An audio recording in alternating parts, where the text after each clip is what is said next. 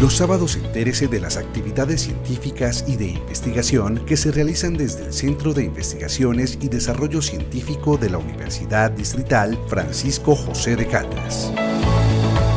CIDC en Voz Alta, espacio radial para la divulgación científica, en sinergia con las comunidades científicas, institucionales y externas a nivel nacional e internacional.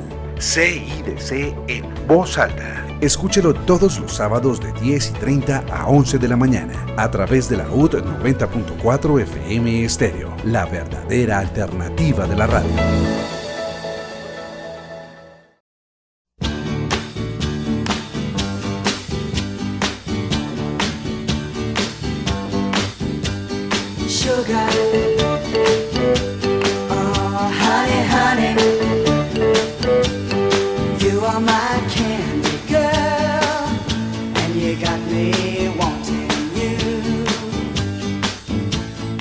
Buenos días, bienvenidos hoy sábado a CIDC en Voz Alta.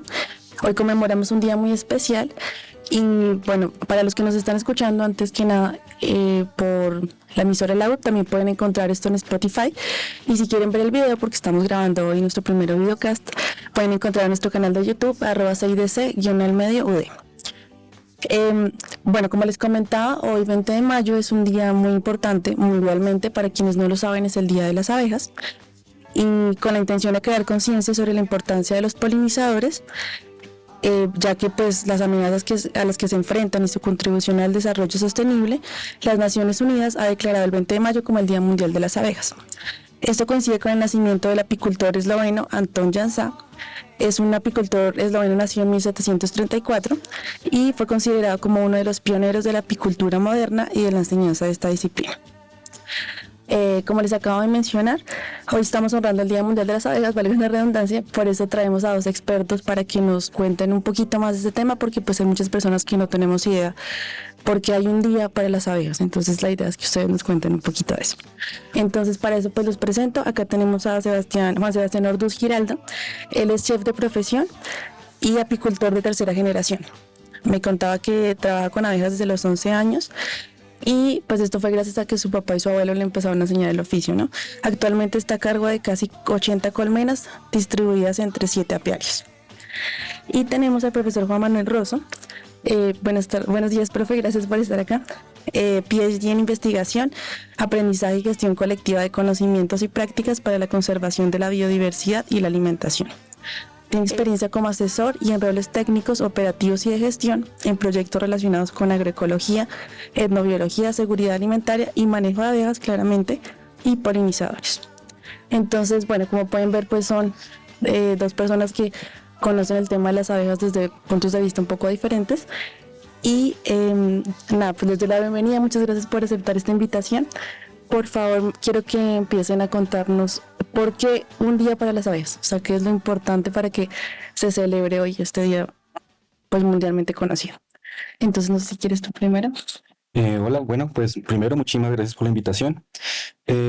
Para mí lo más importante de que se conmemore un día para las abejas es que ellas son una bendición que nos ha dado la vida. Primero, nos dan muchos productos que nos sirven para nuestro día a día. También nos verifican y nos ayudan a crecer como personas. Cuando uno las analiza, las conoce, las estudia, le dan muchas lecciones de vida a uno, si uno las sabe escuchar realmente. Como otra parte, pues nos brindan no solo los productos que ellas producen, sino también nos ayudan con la parte agrícola. Nos ayudan a que hayan más productos, que se prolifere la comida que nosotros realmente consumimos. Entonces, por eso creo y considero que se debe hacer un Día Internacional de la Abeja, y pues que gracias a Dios ya existe. Bueno, yo también doy las gracias por esta invitación, Marta, y al CIDC. Es un gusto estar aquí en este espacio de la universidad. Como docente de la Universidad Distrital de la Maestría en Bosques, pues siempre, digamos, hemos tenido el interés por hablar sobre la biodiversidad y diferentes expresiones. Y en ese orden de ideas, las abejas, digamos, son un elemento importante de la biodiversidad, como lo decía Sebastián hace un momento. porque están, digamos, enlazando, son como el link, el vínculo entre diferentes elementos, entre las plantas a través de la polinización y también frente a los humanos al ofrecerles productos. Y los humanos, pues los apicultores en particular tienen una labor muy interesante y muy importante, como seguramente hablaremos más adelante, para cuidarlas, protegerlas y ser de alguna forma los centinelas del ambiente. Las abejas, gracias a los apicultores nos enteramos de todas las cosas que están pasando en su entorno. Entonces, pues un día, el reconocimiento de un día dedicado a las abejas, pues es importante para dar esa visibilidad, digamos, de las abejas como vínculo entre diferentes elementos, tanto biológicos como culturales. Sí, totalmente.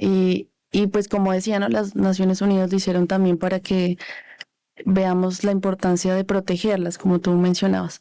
Bueno, de pronto esta pregunta les parezca un poco obvia, pero ¿por qué o sea, cuáles consideran ustedes que es la incidencia de las abejas en la polinización?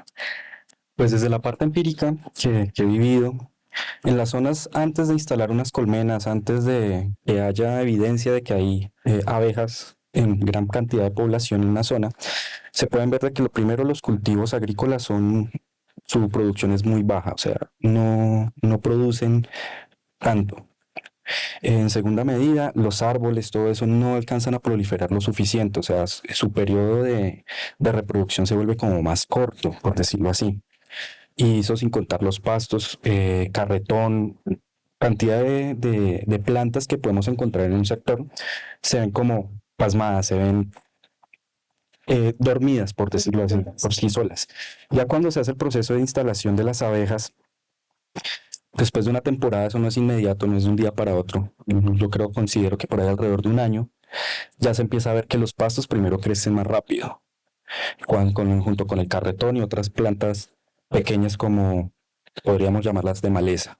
Los árboles empiezan a ser más frondosos, empiezan a proliferar más, empiezan a dar más sus frutos, ya que la abejita pues va, recoge de lo que hay de la flor, el árbol interpreta, listo, me están polinizando por su proceso natural, y entonces genera un círculo en el cual la abeja poliniza las plantas, poliniza todo lo que tiene a su alrededor, y estas a su vez le devuelven con más flores y más producto para que ellas se puedan alimentar.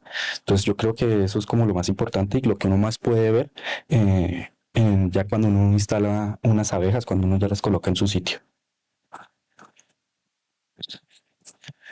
Bueno, como Marta señalas hace un momento, la mayoría de las personas cuando piensan en abejas hay como dos imágenes que resaltan, digamos. La una es una chévere, que es la miel, el dulce, ¿no? El aprovechamiento de uno de tantos productos que dan las abejas, que es la miel. Y el otro es el aguijón, el miedo, ¿no? Entonces tenemos allí dos ideas en contraposición. La alergia. Sí, la alergia o el dolor, la picadura, en fin. Y estos han sido como dos elementos que como que resaltan en esa idea que digamos, la mayoría de las personas tiene. Sin embargo, en la medida en que uno empieza a conocer sobre las abejas, pues empiezan a aparecer otros elementos y uno de ellos es justamente el de la polinización. Muchas personas ignoran pues el papel que tienen las abejas y otros polinizadores en la producción de los cultivos, en lo que nos comemos todos los días.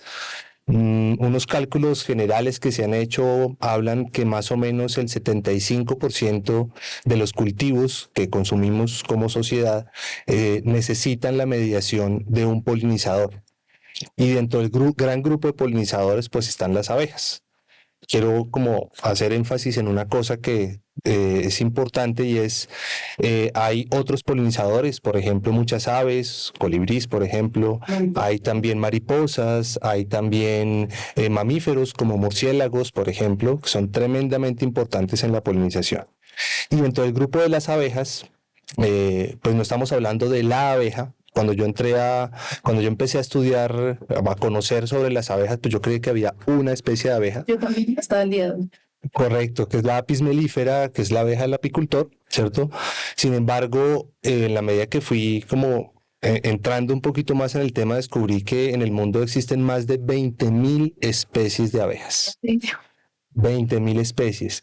De esas 20.000 especies, la Apis mellifera es una especie social. ¿Qué quiere decir social? Que tiene una reina, tiene unas obreras, viven en colonias, como unas familias grandes de abejas que pueden tener hasta 20.000, 30.000, 50.000 individuos.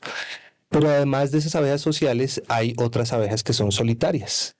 Entonces, casi el 95% de esas especies son especies solitarias. Es decir, hay una abeja que hace su nido, recoge, digamos, visita las plantas para recoger polen, néctar y alimenta a su cría, que puede ser 1, 2, 3, 10, 20 abejas. Pero no hay una reina, no hay. Entonces por eso les llamamos abejas solitarias.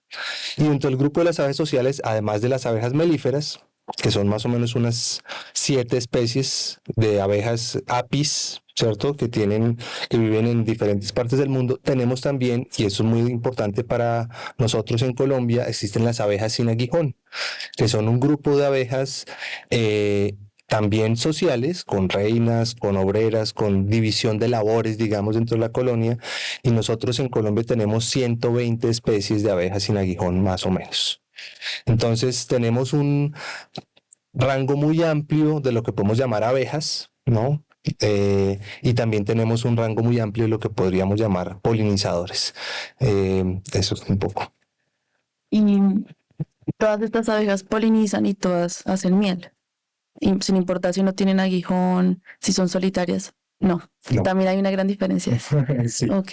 O sea que tú, Juan Sebastián, trabajas con la Apis mellifera, que es la que mencionaba el profe. Yo Ok. realmente estoy actualmente trabajando con la Apis mellifera. El profe me podrá confirmar o negar que la africana, no me acuerdo el nombre científico como tal, ella genera una producción superior frente a la Apis mellifera que normalmente conocemos. Y una que realmente me ha gustado trabajar, pero no he tenido la oportunidad, es la que conocemos como Angelita. Es una de las que no tienen aguijón. Es muy bonita, es muy dócil, súper calmadita. Ahí sí la desventaja es que la producción de miel versus la Apis mellifera es del cielo a la tierra. O sea, no hay comparación en la Apis mellifera con Angelita que produzca las mismas cantidades. No, no es posible. Entonces, ahí sí, gracias por el... Apis mellifera. La Apis mellifera, la africana produce entre un 20 a un 30% más de cualquier producto apícola, hasta donde tengo entendido. Y esas son las 3 que conozco, sin contar de pronto la italiana que a veces traen para combinar las especies, hacerlas más productivas o buscar una diferencia genética con una ventaja en la producción. Es que aumente un par de cosas sobre eso. Entonces sí, como está diciendo Sebastián, nosotros tenemos, digamos, la Apis mellifera no es una especie nativa, es una especie que tiene su origen en Europa, en África y en Asia. Sin embargo, aquí la Apis mellifera llegó más o menos en el siglo XVII, tal vez XVIII. La trajeron principalmente los religiosos que venían en los procesos en la colonia especialmente. Entonces, esas abejas las trajeron principalmente los curas por su interés en la cera. Sí, la cera para producir los cirios, las velas que se usaban Posteriormente, digamos que la apicultura pues arrancó con especies con razas europeas, ¿sí? La italiana, ligústica, cárnica, varias razas, digamos, de Apis mellifera, pero originarias en Europa. Y a mediados del siglo pasado, más o menos cerca de los 50, Brasil importó unas reinas venidas de África, con la intención justamente de mejorar la producción. Digamos que las abejas europeas pues eran muy dóciles, muy tranquilas, pero como dice Sebastián, la producción de las africanas buscaban un híbrido que estuviera más acondicionado al trópico. Y allí nace pues todo este miedo alimentado un poco a lo largo de los años con las abejas africanizadas, las películas, los comentarios en prensa, todo lo que se habló de las abejas africanizadas, incluso se les llamó abejas asesinas, porque pues evidentemente eran unas abejas mucho más defensivas, ¿sí? Se movían muy rápido, enjambraban, y en Colombia creo que hacia finales de los 70 entraron las primeras enjambres de abejas africanas que desde Brasil. O sea, imagínense la velocidad, 200 kilómetros por año desde Sao Paulo hasta llegar a Colombia. Esto hizo con que muchos apicultores que se habían, digamos, aprendido la apicultura con razas europeas muy tranquilas, se ponían solamente una pequeña protección, pues tuvieron que enfrentarse a unas abejas mucho más defensivas. Colombia se demoró mucho tiempo en lograr entender, o sea, tratando de generar una sangre más europea, digámoslo así, introduciendo reinas, tratando de mejorar, hasta que finalmente, pues en los últimos años se ha venido entendiendo que en Colombia la apicultura es una apicultura africanizada. ¿Sí? Las abejas europeas aportan unos genes muy importantes en muchos sentidos, pero es muy difícil que digamos que las colonias se mantengan con una proporción, digamos, de genes. Por las condiciones climáticas. Y por la misma genética de las africanizadas. Entonces, por eso hoy en día se entiende diferente y se empieza a manejar. Poco a poco, cada vez más se están haciendo esfuerzos para entender cómo hacer una apicultura con esa genética propia de acá, porque no fue posible durante muchos años, digamos, cambiarla, revertirla a europea. Entonces, eso es claro. Bueno, muchas gracias por esa explicación. No tenía ni idea. O sea, creo que aprendí un montón hoy de abejas. De ahí me surgen pues dos dudas. Tú dices, al principio nos contaste que los únicos polinizadores no son las abejas. Entonces, ¿por qué son tan importantes las abejas? O sea, ¿qué hacen diferentes las abejas de las mariposas, de otros animales, para que estas, bueno, estén como en primer lugar, ¿no? Y luego la otra pregunta es, ya que nos cuentas todo este contexto de cómo se llegó, cómo se entiende la apicultura hoy en día, yo quiero que ustedes me cuenten, y bueno, tú, Juan Sebastián, desde la práctica, ¿cómo se protegen las abejas? Porque no solamente es, bueno, venga, polinice, denos miel, polen, y yo creo que, no sé, a mí se me ocurre como las personas, ¿no? Pues necesitan, qué sé yo, descanso, ciertas adecuaciones. Me surge esta duda, entonces, ¿qué se está haciendo acá para cuidarlas? Tal vez tú como desde tu casa, y no sé si tú sabes más, profe, las industrias, porque pues la idea es que no se acaben, ¿no? Y están en peligro de extinción, entonces, ¿qué se está haciendo para protegerlas? No sé si quieres tú primero. Bueno, entonces primero frente a la primera pregunta, ¿por qué son tan importantes polinizadores? Desde lo que he visto, lo que he aprendido durante los años, me he dado cuenta que la ventaja de que nos den unos productos consumibles, que nos den unos productos que podamos inclusive producirlos para la venta, hacen que pues cuidemos precisamente de ellas con el fin de sacarle para sacarle un valor comercial. Frente a eso, pues, hasta donde tengo entendido, muchos polinizadores lo que hacen es, cuando van a consumir sus alimentos, solo en ese proceso lo polinizan. Mientras que la apis melífera lo que hace, como a ella le gusta almacenar, entonces va a más puntos, a más distancias, con el fin de recoger la mayor cantidad, y en el proceso, pues, está la polinización. Entonces creo que eso es una parte fundamental.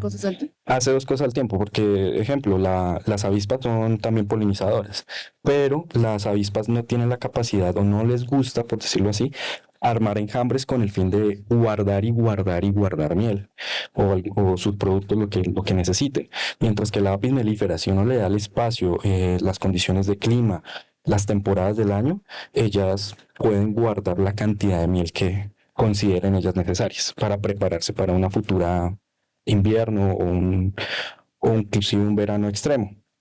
Y ya frente a la segunda pregunta, los cuidados.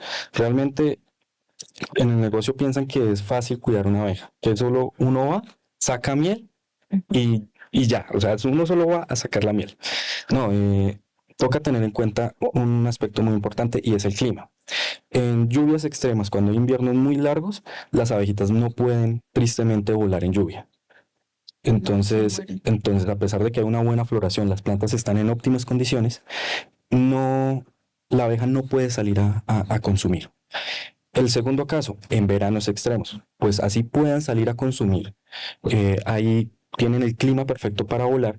Tristemente, no, la floración, las plantas no están en condiciones de dar su producto. Entonces ahí viene una parte de los cuidados, analizar en cuándo se van a iniciar ese tipo de temporadas y compensarlas con algún alimento, algún suplemento para que ellas se sostengan, mantenerlas lo más fuertes posibles para cuando llegue un buen clima, una buena temporada, podamos hacer recolección de los productos. Y pues hace falta muchísimo más cuidados, verificar de que la reina esté sana, de que la cría esté sana, de que los cuadros, la cera, todo eso que nosotros les tenemos que disponer para que ellas estén cómodas, estén en óptimas condiciones. También el espacio, una colmena, si yo la mantengo en una caja muy chiquita todo el tiempo, nunca me va a crecer y cuando vea que hay una producción muy grande de miel, ellas al ver el espacio limitado, lo que van a hacer es, no, qué pena, yo me voy, que sería el término correcto, enjambrar. Bueno, digamos que entonces eh, ¿por qué las abejas se les da tanto énfasis en términos de polinización? Sin duda son el polinizador más abundante, ¿cierto? Digamos que no solamente en cantidad de especies, sino que, como mencionábamos hace un rato, hay muchas especies que son sociales. Entonces, si bien las aves o las avispas o las mariposas, pues son individuos, cuando estamos hablando de abejas sociales, estamos hablando de una colonia en donde hay, como decía, 3.000, 50.000, muchos más individuos en algunos casos. Pero son muchos. Pueden ser muchas. Hay una particularidad entre la relación entre la planta y el polinizador.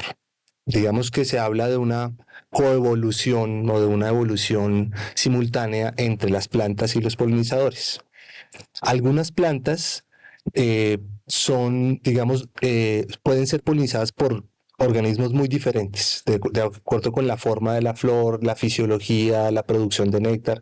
Entonces hay plantas que pueden ser polinizadas tanto por un colibrí, como por una mosca, como por un murciélago, como por una abeja. Sin embargo, hay otras plantas que solamente solamente pueden ser polinizadas por polinizadores específicos. Un ejemplo muy claro son las orquídeas. Entonces las orquídeas, por ejemplo, desarrollaron a lo largo de su evolución muchos mecanismos para atraer a los polinizadores muy específicos. Entonces algunas orquídeas tienen un sistema de trampas, gatillos. Es fascinante cuando ustedes puedan mirar un poco la cantidad de estrategias que las plantas despliegan para atraer los polinizadores. Y en las orquídeas en particular, por ejemplo, muchas de ellas son polinizadas por un grupo de abejas que se llaman las euglosinas. Se les llaman así porque tienen la lengua muy larga. Son abejas, muchas de ellas son verdes metálicos, tienen unas formas muy particulares y unos comportamientos muy particulares. Para muchas plantas son polinizadas por las hembras, porque son las hembras las que van a buscar alimento para almacenar para sus crías, ¿sí? Finalmente. Pero las orquídeas son polinizadas por los machos de estos euglosinos, de estas abejas de las orquídeas. Y muchas especies de orquídeas solo pueden ser polinizadas por una o dos especies de abejas específicas. Entonces, ¿qué pasa? En el momento que se acaba por alguna razón la población de esa abeja cae, esa orquídea no tiene cómo reproducirse, ¿sí? Entonces ahí hablamos también desde el punto de vista de los polinizadores, de algunos polinizadores que son generalistas, o sea, que pueden visitar muy diversas especies de plantas para obtener recursos, y hablamos de algunos polinizadores que son especialistas, digámoslo así, solamente visitan ciertos tipos de plantas. ¿Esto qué implicaciones tiene? Si lo pensamos en la conservación de las plantas y en la conservación de los polinizadores, en la medida en que bajan las plantas que son visitadas por los polinizadores especialistas, pues esos polinizadores también empiezan a disminuir. O si faltan, por ejemplo, polinizadores especialistas, la reproducción de esas plantas también tiende a caer. Y ahí hay una dualidad en términos variados. Las abejas melíferas son polinizadores generalistas, o sea, ellas visitan una amplia variedad de flores.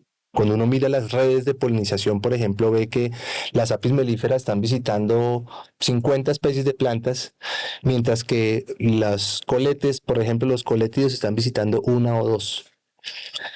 Allí hay un tema que es pues todavía motivo de discusión, que es la competencia, porque también existe competencia entre polinizadores. Entonces muchas veces las abejas generalistas pueden competir con las abejas que no lo son y pueden quitarles recursos, ¿cierto? Les pueden, digamos, copar o tomar todo el néctar y todo el polen que hay en algunas plantas. Por eso, en términos de conservación, muchas veces es clave tener en cuenta cómo son las relaciones entre plantas y abejas. Proyectos, por ejemplo, en los que se promueve la apicultura como una estrategia de conservación pueden ser muy útiles en muchos casos, pero también muchas veces pueden generar problemas en la conservación de ciertas plantas, porque los polinizadores propios de esas plantas de pronto han disminuido. Los de la zona, digamos, y traen unas abejas nuevas y pues Correcto, correcto. los matan, me imagino. Pues, sí, digamos que Pelea, pues sí. sí, sí. A veces las abejas melíferas son tan eficientes que muchas veces sí uno ve competencia en las flores, sacando a las otras abejas, ¿no? Y eso en términos también productivos es importante. Por ejemplo, plantas como las pasifloras, que son el maracuyá, la gulupa, la granadilla, son plantas que necesitan polinizadores específicos, abejas grandes, abejorros que llamamos, ¿cierto? Ah, sí. Entonces están los bombus, están las silócopas, están los centris, que son abejas grandotas, que uno las oye, ruidosas, las oye uno cuando pasa. Cuando uno mira una vez en un cultivo una flor de estas, pues uno puede ver adentro 20 o 30 apis forrajeando, se llama eso, buscando néctar allí. Pero muchas veces cuando un polinizador grande llega, pues no alcanza, se ve, pues dice, aquí hay demasiada gente, yo mejor me voy para otro lado. A veces incluso ahí lo ahuyentan directamente. Eso hace que la polinización, por ejemplo, en ese caso del cultivo, pues puede estar en riesgo en cierto sentido. Uno diría, bueno, hay muchas abejas, entonces la polinización es más fácil. Podría darse sin duda, pero los polinizadores más eficientes son los polinizadores grandes, porque las flores son grandes y necesitan un cuerpo y unos comportamientos específicos. Entonces es para llamar un poco la atención sobre eso. Por eso en otras partes, en Colombia cada vez más, pero en otras partes del mundo ya tienen cría de otro tipo de abejas que son específicas para ciertos cultivos. Por ejemplo, crían una abeja solitaria que se llaman los megáquile para polinizar la alfalfa. Entonces se van desarrollando sistemas de cría de otras especies de abejas específicas. Bueno, para los oyentes, el tiempo de radio es muy corto, entonces se nos acabó por hoy y debemos darle espacio al siguiente programa. Pero no se preocupen que si quieren seguir escuchando esta interesante conversación, porque todavía nos falta hablar de un par de temas muy importantes, entonces por favor, pues vayan a escucharnos al canal de YouTube, como les dije al principio, @6dc_UD, y en Spotify, que recién abrimos nuestro canal 6DC en voz alta. Entonces, bueno, ahora sí, continúo con la conversación. Tú estabas ahí, bueno, es que nos dijiste muchas cosas muy interesantes y tenía como muchas dudas, pero hablaste un poco de este tema de que están tratando de, pues, de fomentar como la apicultura, sí, como la apicultura, pues, con personas que trabajan empíricamente en esto como tú. Entonces, acá me gustaría que hablemos un poco del tema de apropiación social del conocimiento. Este es un tema que todavía estamos entendiendo un montón en la universidad, estamos tratando como de incorporar las investigaciones, pero entendiendo la apropiación social del conocimiento como el proceso de buscar que este sea accesible y útil para la sociedad en su conjunto. ¿Cómo creen que se puede materializar este concepto? Y pues tomando en cuenta estas cositas que tú nos acabas de decir, o sea, a veces se quiere como tratar de fomentar el tema de la polinización, pero hay cosas que se están desconociendo, como que en ese lugar ya había, por ejemplo, cierto tipo de abejas, entonces al traer otras hay un problema. ¿Cómo creen ustedes que esto se puede incorporar y sin dejar de lado? Ahí pensaría yo que se está desconociendo mucho el conocimiento de la persona que trabaja en ese cultivo, ¿no? Y de pronto como que vienen desde el gobierno, qué sé yo, con ciertos tipos de iniciativas y desconocen esto. Entonces, ¿cómo sería la mejor manera de lograr este trabajo conjunto? No sé quién lo fue primero. Pues es el término de apropiación social de conocimiento, me parece bastante interesante, Todavía sigo en el proceso de comprenderlo, pero creo que se podría mejorar desde el punto de a los niños en escuelas y demás, enseñarles la importancia de la polinización y quitar el estigma del que las abejas siempre pican. O sea, listo, las abejas depende de la especie y demás, pero enseñar desde la Depende cómo se infancia, tratan. depende también cómo se tratan. Enseñar de que las abejas son una bendición, que listo, y empezar a reconocer cuáles son los tipos de abejas, porque yo recuerdo amigos de infancia que veían un panal y era de una vez a darle piedras. Sí, era el pueblo. Entonces, ese era el juego. Y bueno, que gracias a Dios la mayoría de veces no pasó ningún incidente, de pronto preciso eran abejas sin aguijón o algo por el estilo. O ejemplo que hayan alergias, primero enseñar esa parte y ya la persona que esté interesada en aprovechar todo este conocimiento que hay, porque uno, pues digamos aquí en Bogotá, uno pensará que no, ¿dónde hay apicultores? ¿Dónde consigo miel de calidad? No hay qué más. Hay muchos sitios aquí en Bogotá que tristemente no conocemos. Y ahora, en ciudades ya más pequeñas, en pueblos y demás, puedo asegurar que por lo menos en cada población, en cada ciudad, hay un apicultor que no lo escuchan, lo ven como alguien extraño o alguien que no produce o no se hace notar. Entonces sería también importante poder llegar a ese tipo de personas, a estos apicultores escondidos, para que puedan brindarle la información a su localidad. Creo que sería algo fundamental para mejorar esta situación. Bien, yo acabo de darme cuenta que no completé además la respuesta anterior y quiero tratar de vincularla con esta nueva pregunta. Es que cuando... No, yo me extendí un poco. Es que uno se emociona mucho cuando está hablando del tema que le apasiona. Algo que no dije de la segunda parte de la pregunta anterior era pues el rol, que lo resaltó Sebastián, el rol de las personas que cuidan las abejas y qué se está haciendo, digamos, en Colombia para protegerlas, en qué estamos.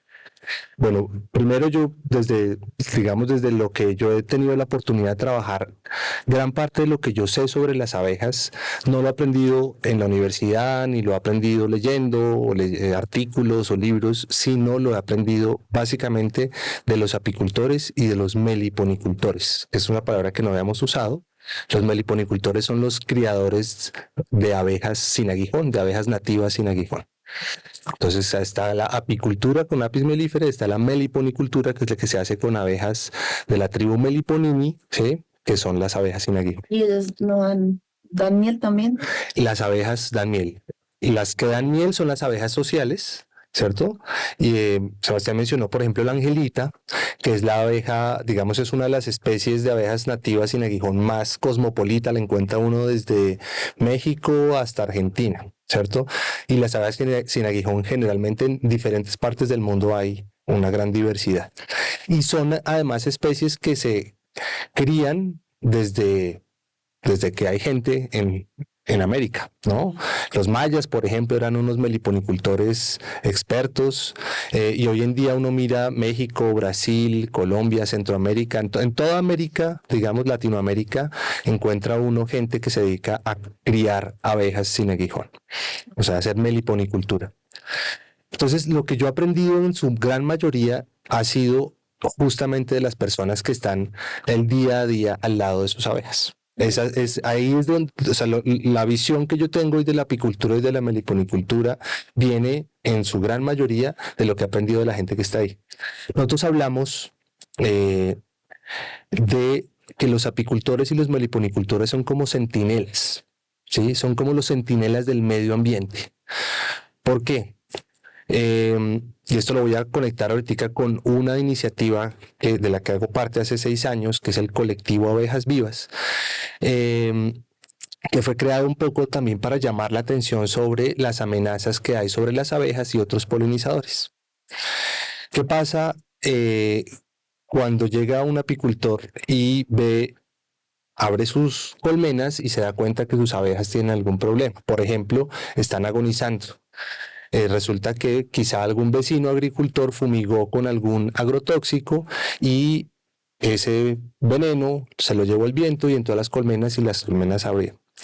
Y yo le decía a Sebastián antes de entrar acá, ¿qué está haciendo? ¿Qué papel tiene el apicultor ahí? Un papel fundamental, porque el veneno que se está regando en ese cultivo pues está afectando el agua, está afectando el suelo, está afectando el aire, está matando muchos otros insectos que son importantes no solo para la polinización, sino para todos los procesos ecológicos, está muchas veces matando aves, está generando un impacto del que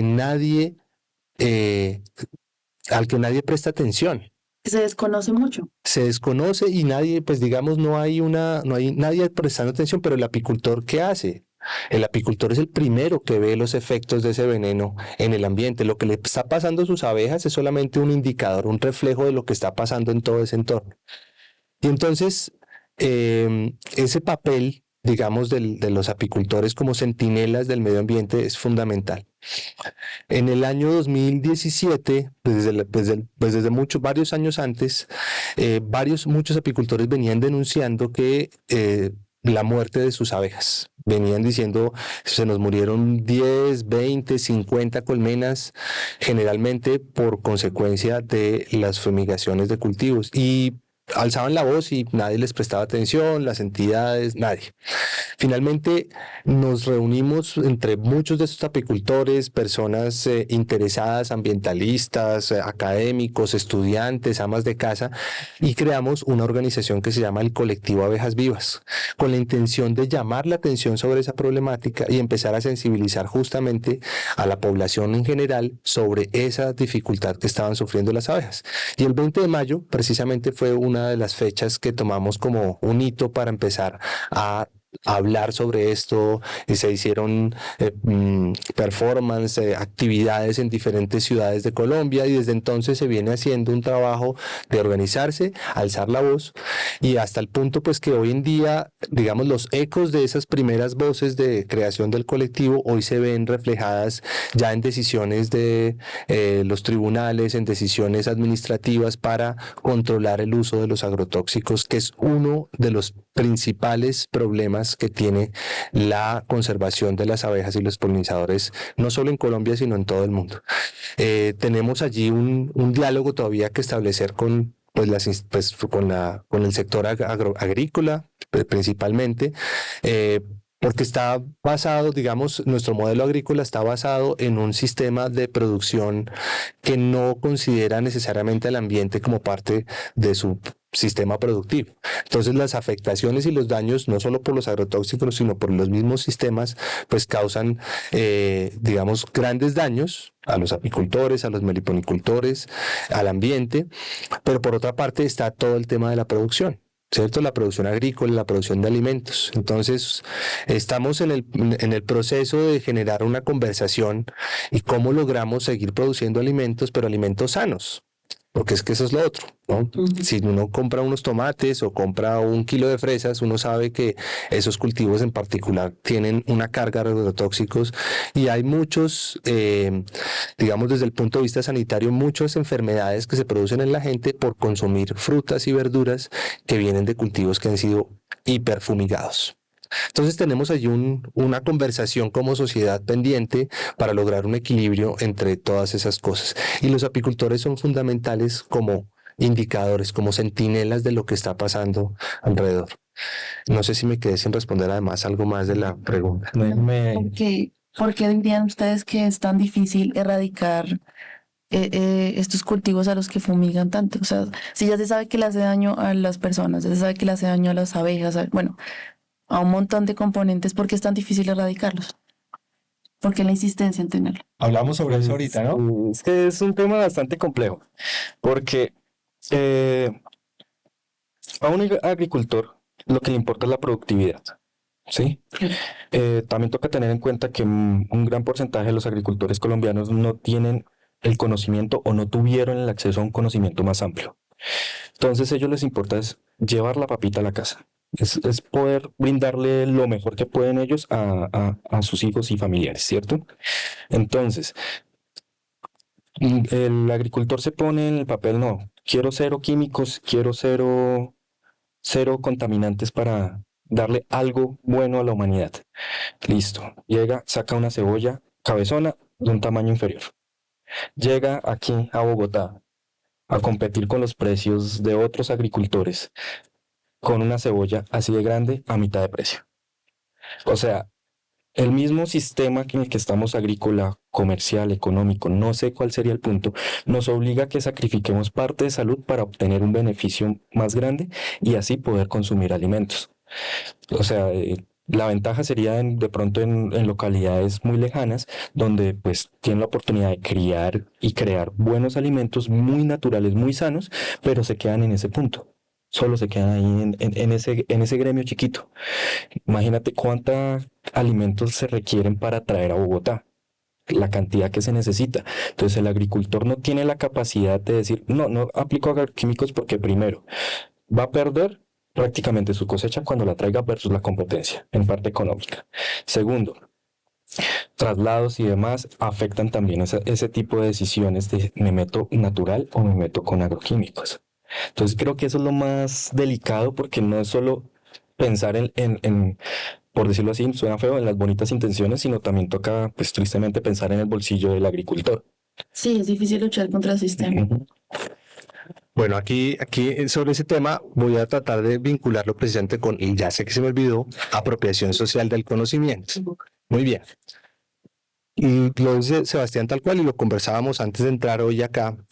Nuestro sistema agrícola en gran medida está basado en un sistema productivo que se orienta a la producción de excedentes, o sea, a la generación de dinero. ¿Sí? Pues no solamente en Colombia, en el mundo entero, una buena parte de la producción de alimentos son cultivos que son comerciales, básicamente. O sea, yo produzco un tipo de cultivo para suplir la demanda de X población y generar un lucro. Y eso es fundamental. Pues porque lo decían muy bien, la economía de las personas que viven en el campo pues depende de eso. Ahí hay una cosa que es muchas veces difícil de conversar o de discutir, pero es un poco la orientación, llamémoslo así, filosófica de la producción de alimentos, ¿sí? Este sistema que tenemos hoy, bueno, pero hago un paréntesis, no estoy seguro del porcentaje, pero fácilmente el 50 o 60% de los alimentos del mundo no se producen en grandes empresas agrícolas, sino lo producen pequeños productores. Eso es un dato fundamental. ¿Qué pasaba hace 80 años? Se producía primero para el consumo propio. Sí, las personas que vivían en el campo producían los alimentos para alimentarse ellos, sus familias, y los excedentes eran los que se comercializaban. Hoy en día la orientación es yo produzco para vender. Así coma enlatados, ¿cierto? Produzco para vender y comprar esos enlatados. Eso es una lógica que es un poquito difícil de entender. Hoy en día cada vez más personas empiezan a darse cuenta pues que de las dificultades no solo desde la perspectiva económica, sino de la perspectiva de salud, de la perspectiva cultural que eso implica, ¿sí? Ese sistema, digamos, y ahí viene la apropiación social del conocimiento, ese sistema no es nuestro. Ese fue un sistema que se generó en lo que se llamó en los 50, 60, 70 la Revolución Verde, que curiosamente no era tan verde como lo entendemos hoy desde lo eco, ¿no? Sino era verde porque era producción de alimentos. Entonces, con la línea del desarrollo y del progreso, que fue también fueron ideas importadas, toda la orientación de las universidades y los centros de investigación en Europa, Estados Unidos, se orientó a mejorar y aumentar la productividad de los cultivos. ¿Sí? Y eso fue lo que empezó a llegar aquí a América Latina y a otras partes, a Asia, África, como el paradigma que había que responder. Tenemos que producir más alimentos a cualquier costo. Entonces vino la maquinaria agrícola, vinieron todos los insumos agrícolas, tanto fertilizantes como pesticidas, como otro tipo de cosas que ayudaban a mejorar esa productividad. Se pasó de los policultivos, con los que crecieron nuestros bisabuelos, ¿cierto? De cultivar de todo un poquito, a el monocultivo, que es cultivar una sola cosa. Y ese sistema fue muy eficiente, entre otras cosas, porque la academia y los que llamaban en ese momento los extensionistas se dedicaron a transmitir las técnicas de producción que se generaban en las universidades a los países del tercer mundo, ¿sí? A los pequeños agricultores. Por supuesto que allí hubo una combinación no solamente de conocimiento biológico, técnico, ¿cierto? Agronómico, sino también los sociólogos, los antropólogos, las gentes de las ciencias humanas y de las ciencias sociales y humanas utilizaron todas las técnicas que sabían para trabajar con la gente para hacer que ese proceso de transmisión de conocimiento fuera muy eficiente. Cada vez lo hicieron mucho mejor. Esto es un poco un éxito, digámoslo así. Después de 50 años, si uno mira, pues el sistema agrícola del monocultivo, el sistema agrícola de la productividad, está instalado no solamente en nuestros campos, sino en nuestros cerebros también. Entonces, ahí la apropiación social del conocimiento fue absolutamente eficiente.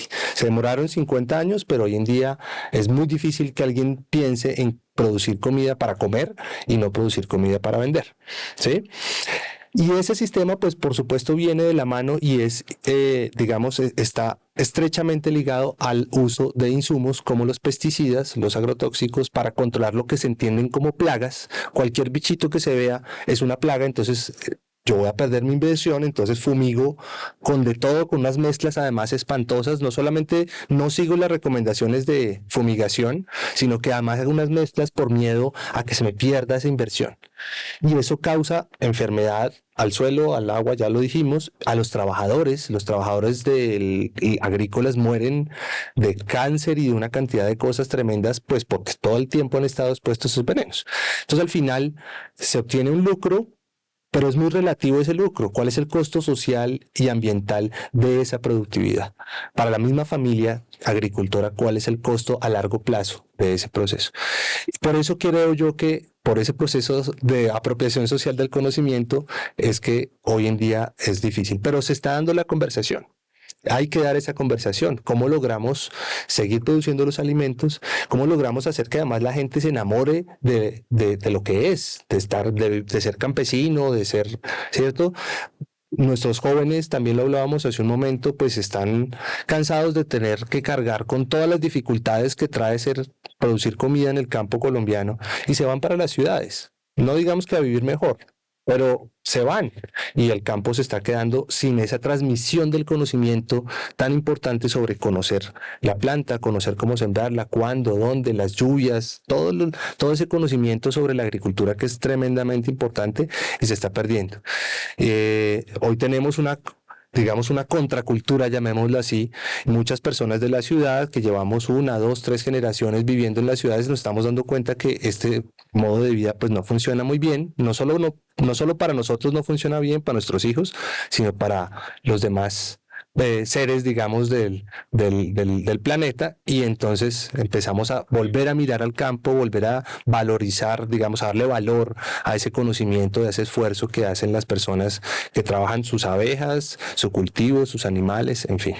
Bueno, no sé si por ahí va bien.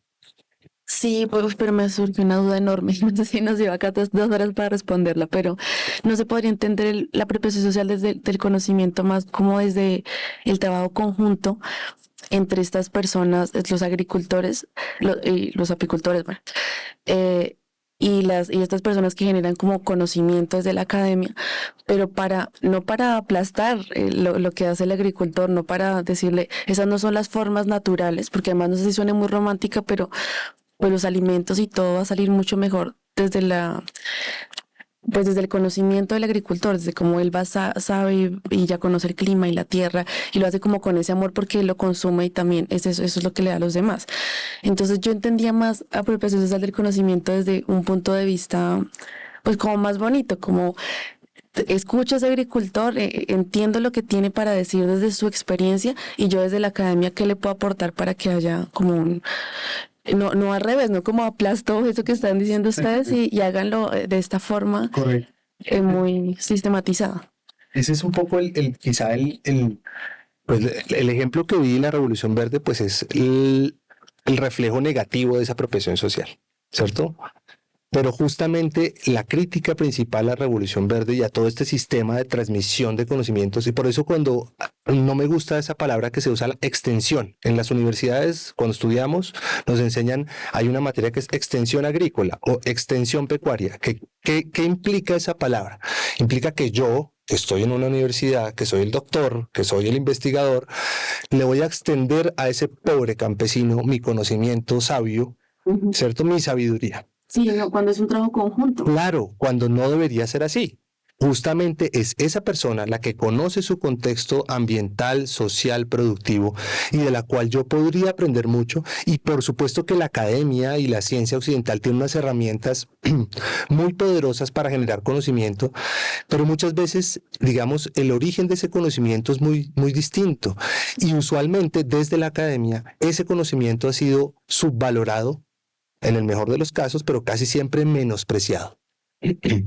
¿Sí? Entonces, parte del proceso también de diálogo que hay que dar es ese diálogo, lo que llaman diálogo de saberes o diálogo de conocimientos, en el que yo desde la academia puedo conversar con esa persona y partir de su entendimiento de las cosas para generar soluciones e investigaciones que además tengan sentido. No es como yo investigo desde aquí y desde el escritorio le llevo a usted la solución para sus problemas, sino venga, cómo trabajamos juntos para generar soluciones conjuntas y apropiables. La mayoría de esas cosas, de esas soluciones que se generan desde afuera y se imponen desde arriba, al cabo de muy poco tiempo no funcionan.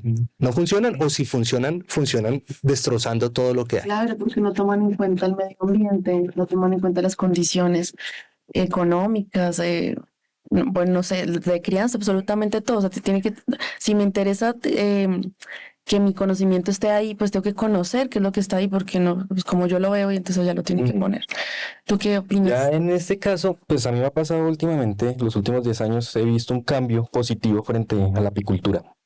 Hace 10, 15 años no tengo abejas. Ah, bueno, que le vaya bien. Ojo, la pica. Ese era el común de las conversaciones. Ya con los años era, venga, pero ¿qué es eso? ¿Cómo usted le saca la miel? Entonces empezó con de a poquito un cambio en la gente, preguntando, venga, ¿por qué la miel es así? Venga, ¿es miel natural o es panela? ¿Por qué le pasa la cristalización? ¿El polen qué es? Empezaron a preguntarme ese tipo de cosas. Listo, con lo poquito que conocía hace 10, 15 años, respondía, ya me tocó investigar más, me he forzado a preguntarme a mí mismo, porque eso es otra vaina, que cuando uno crece en el medio, a veces uno no se hace las preguntas del por qué. Sí, total. Entonces, listo, me fui capacitando, entendiendo mejor las abejas, junto con mi papá, mi abuelo, debatiendo entre técnicas de qué procedimiento es correcto para hacer X trabajo, mirar ensayo y error muchas veces, discusiones de sobre todo con mi abuelo, no, es que eso no se debe decir porque tal vaina. Abuelito, venga, pero probemos, no pasa nada. Y hemos visto un cambio porque ahorita ya la gente, venga, ¿qué hay que hacer para montar unas abejas?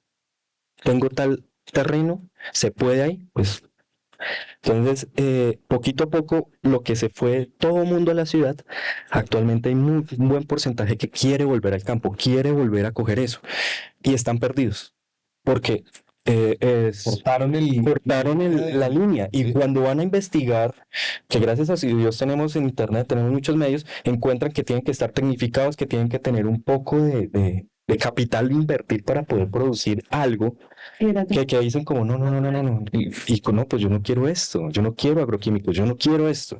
Entonces están buscando al campesino otra vez. Claro. Y eso es bonito. Claro. Están buscando a la persona. Ya nos ha pasado varias veces, compañeros, amigos y demás, venga, es que mi papá está como interesado en montar unas abejas. ¿Qué hay que hacer? No, venga, charlamos, venga, hablamos. Esto es más o menos lo que se necesita, hágale. Y no lo quieren solo por el hecho económico, simplemente por el hecho de decir, salió miel y tengo miel mía, propia. Eso, y no, obviamente los otros productos. Sí, que no tiene esos químicos. Sí. No, que no tiene nada que pueden garantizar, porque tristemente también está la malinformación en el tema apícola. Me ha pasado muchas veces que, digamos, lo pesco sumergido en una botella de miel, te la prueba. ¡Ay, esa es falsa!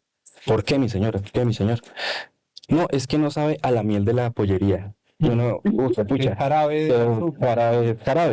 Entonces, gracias al deseo de los últimos 10 años de volver a lo más natural posible, se ha visto la necesidad de retomar eso. Entonces ahí aplica lo que estamos hablando. Ya la gente quiere volver a retomar esas raíces, cómo se siembra, cómo se saca miel, cómo todos los procesos hermosos que se han perdido por querernos venir todo el mundo a la ciudad, de a poquito se han retomado. Yo tengo un ejemplo concreto, alcanzamos, orientado hacia las abejas también, justamente que tiene mucho que ver con esto que estamos hablando. A nosotros, yo estudio zootecnia en la Nacional, y pues la zootecnia está orientada a mejorar la producción y la productividad. Ese es como el paradigma al cual hay que responder. Entonces nos venden la idea de un paquete tecnológico. Esto tiene que ser así, tiene estas medidas, tiene estas características para que usted produzca mejor. Y tienen sentido porque son, digamos, pensadas para eso. En la apicultura y en la meliponicultura hay un tema muy interesante que he discutido con algunos apicultores amigos recientemente y es en los modelos de colmena. Para apicultura existe un modelo, digamos, muy generalizado y quizá el más usado en todo el mundo, que es el modelo Langstroth, que tiene unas medidas particulares que se generaron a partir de entender las abejas, cómo funcionaban, cómo trabajaban, qué tamaño tenían, etcétera. Sin embargo, hay muchos otros modelos de colmena. Hay unos modelos de colmena tradicionales. ¿Cuáles son las primeras evidencias del uso de abejas? No había colmenas, era una cosecha de colonias silvestres. Entonces yo encontraba un nido y entonces le sacaba la miel. Después, por ejemplo, en África se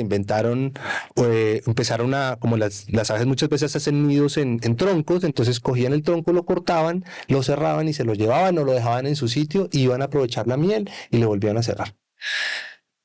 Ese aprovechamiento, digamos que es un primer inicio de aproximación hacia la domesticación o la cría. Hoy en día, digamos, nosotros nos venden el paradigma de que si no tiene la caja tecnificada con tales medidas exactas, usted no puede hacer apicultura. Lo mismo en meliponicultura. En Brasil se han generado unos modelos de colmenas específicos para diferentes especies de abejas sin aguijón y se venden como que es que tiene que ser así. O sea, si usted no tiene este modelo de caja tecnificado, entonces no puede hacer apicultura o meliponicultura. Y parte de lo que hemos estado conversando es discutiendo un poquito críticamente esa idea. ¿Por qué? Porque yo he visto meliponicultores, de los que he aprendido mucho, como les decía hace un rato, que tienen sus abejitas en una guadua. Tienen sus abejitas en cajas de cartón y funcionan, las abejas están perfectas, funcionan divinamente. De esos modelos africanos está la que llaman la colmena TBH, que es Top Bar Hive, o Kenias también las llaman, y tengo apicultores que conozco que han venido saliendo de la colmena, del paradigma de la colmena tecnificada Langstroth a pasarse a esto, con unos resultados magníficos. Las abejas tienen un espacio libre para desarrollarse. Bueno, por supuesto que la tecnificación trae unas ventajas, como poder estandarizar procesos, poder intercambiar cosas, o sea, técnicamente tiene sentido, pero también es cierto que usted no necesita invertir necesariamente si no tiene. Con las 4 tablas que le sobraron de la construcción de la casa puede hacer una colmena, ¿sí? Con la guadua que le está creciendo en el patio de atrás puede hacer una colmena para tener abejas sin aguijón. O sea, es posible generar sistemas productivos adaptados no solamente a la especie de abeja, sino a las condiciones ambientales y a las condiciones socioeconómicas de cada lugar. Y eso me parece importante. Ahí yo tengo un aporte. Es verdad que el que quiere puede, es básicamente la frase. El que desee lo puede lograr. Pero ya cuando estamos hablando de trabajar con abejas, estandarizar para mí tiene unas ventajas muy grandes. Ejemplo, tengo que trasladar la colmena, ¿sí? Entonces, en ese aspecto, la de guadua me sirve, pero si la tengo que trasladar, ¿me da la seguridad de que no se me van a salir? Ahí surgen esas preguntas. Claro. Que son, o sea, lo que tú dices es completamente válido, es totalmente cierto. Pero, ejemplo, una caja de miel completa puede pesar 40, 50, 60 kilos. Entonces, ¿yo cómo puedo transportar eso con la garantía de que en el proceso de trasladarlo no se me vaya a dañar?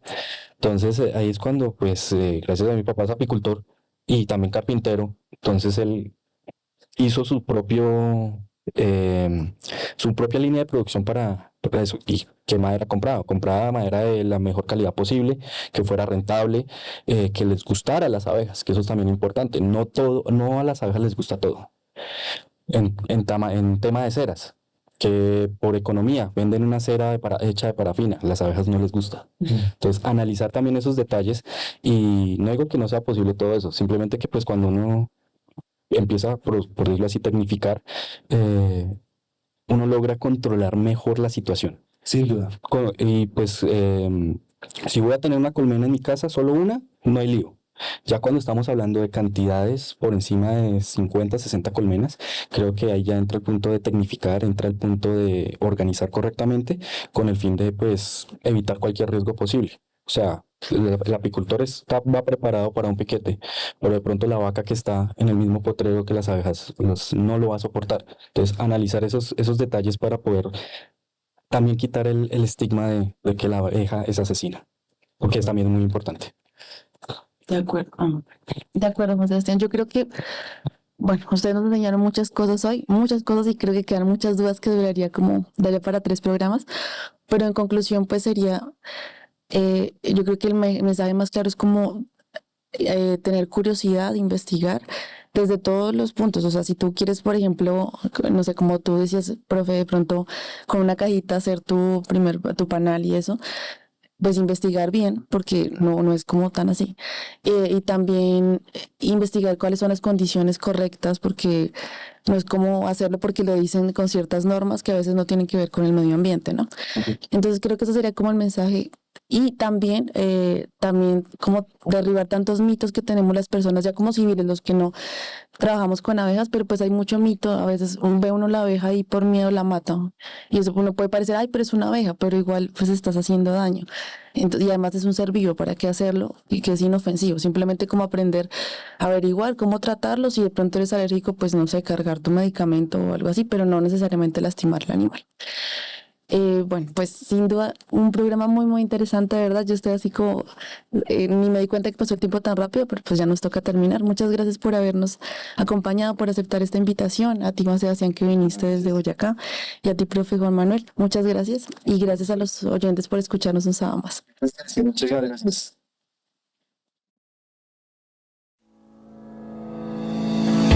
Los sábados entérese de las actividades científicas y de investigación que se realizan desde el Centro de Investigaciones y Desarrollo Científico de la Universidad Distrital Francisco José de Caldas. CIDC en Voz Alta, espacio radial para la divulgación científica, en sinergia con las comunidades científicas, institucionales y externas a nivel nacional e internacional. CIDC en Voz Alta. Escúchelo todos los sábados de 10:30 a 11 de la mañana a través de la UD 90.4 FM Estéreo, la verdadera alternativa de la radio.